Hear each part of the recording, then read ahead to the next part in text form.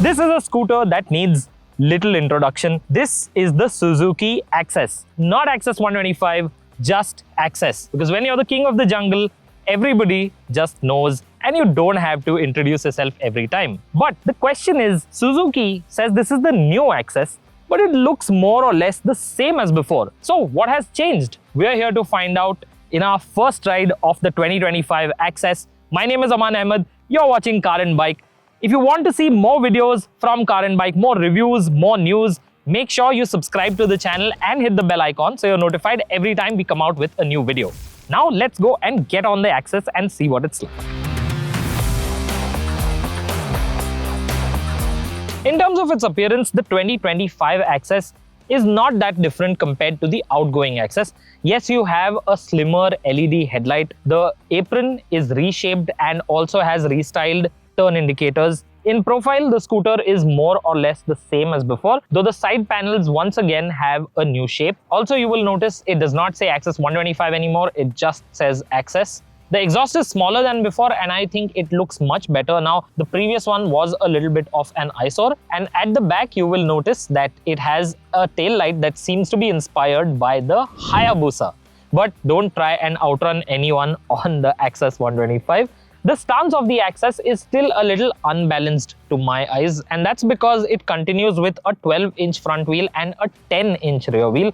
I'm not sure why Suzuki has chosen to do this, considering others in the segment have moved on to a 12-inch rear wheel. Makes it look a little bit like it has been doing leg day but only with one leg. Overall, this is not the most exciting scooter to look at. It will still blend into a crowd, and those who want something a little more youthful will probably have to look at some of the other options in this segment. In 2025, the Access is more practical than ever. Perhaps the most welcome feature in terms of convenience is the remote fuel filler lid opening option. Previously, when you get to a petrol station, you would have to switch the scooter off, put it on the side stand, and then manually unlock the fuel filler lid using the key. But here it is integrated into the multi-function lock. So now you just need to turn the key to the right and the fuel filler lid will open, and you can even keep the cap within the lid itself, and that is a neat touch. On top of that, you now have storage pockets built into the back of the apron. They're not too deep, but you will be able to put a 1-liter bottle in there and some other small items. On top of that, you get 2 bag hooks. And now when we talk about the seat is generously sized, so it will be able to accommodate the rider and the pillion with ease. Seat height is also reasonably accessible. And underneath the seat, you now get more storage space. So you now have 24.4 liters of underseat storage, which is up from around 22 liters. Doesn't sound like much, but there is a decent amount of room under there, so you will be able to store quite a few items. That being said, a full face helmet still does not fit in there.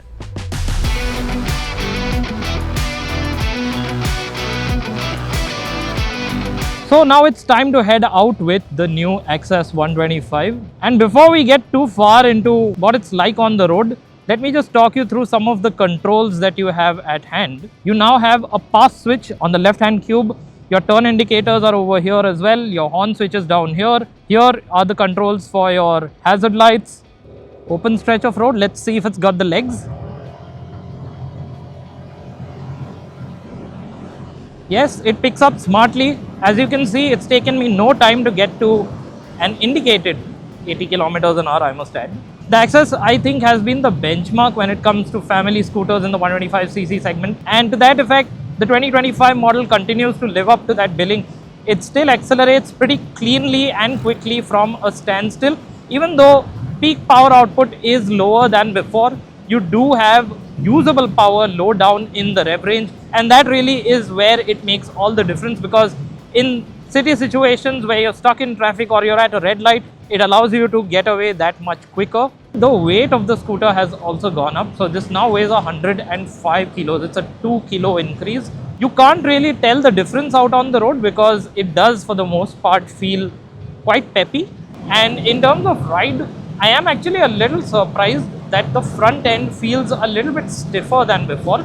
Suzuki has made a number of changes to the engine of the 2025 Access.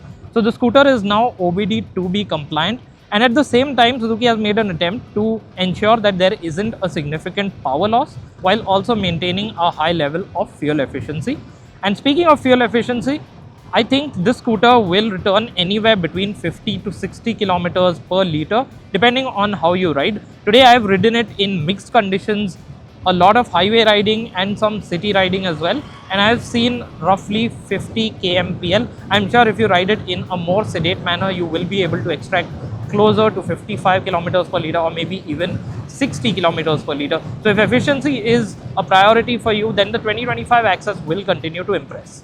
The brakes are the same as before, but if I have to give you a demonstration, I'll try and stop now from 60 kilometers an hour.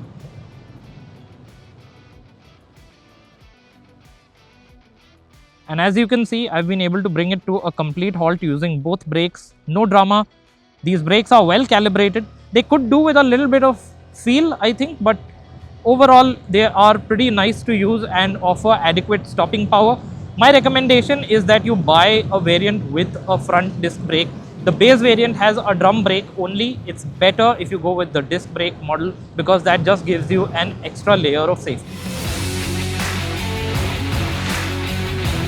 With the upgrade, the 2025 Access has also become a little bit more expensive. This model, as tested, costs 1,16,000 rupees on road Mumbai. The difference in prices compared to the outgoing model range from 1,000 rupees to 2,000 rupees depending on the variant that you choose. In summary, the 2025 Access is as likable as the outgoing model. This is still quite peppy to ride. It feels fun to ride in most situations.